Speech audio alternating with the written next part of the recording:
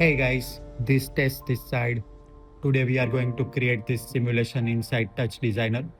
So let's get into it. We will start with our own geometry and then we going to use the delete node with bounding box and we are going to use the LFO chop for continuous Y transform and we are going to create our render network so we can see. Now we are going to invert that same delete. So we will have both geometry separately. And once we're done with that, we are going to use the inverted delete to generate our particles.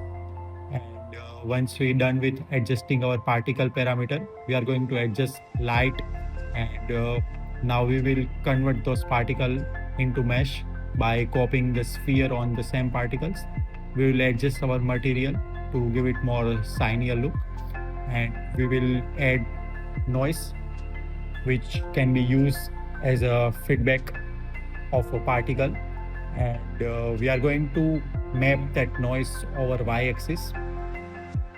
After done with noise, we are going to add a transform node so our particles keep going upward, and we are going to tweak our delete with one more delete so we will have little bit gradual disintegration.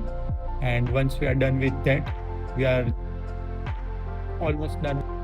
Now we just focusing on overall look of the look, and we will add glow or light wrap over it, and once you are done with that, we are good to go.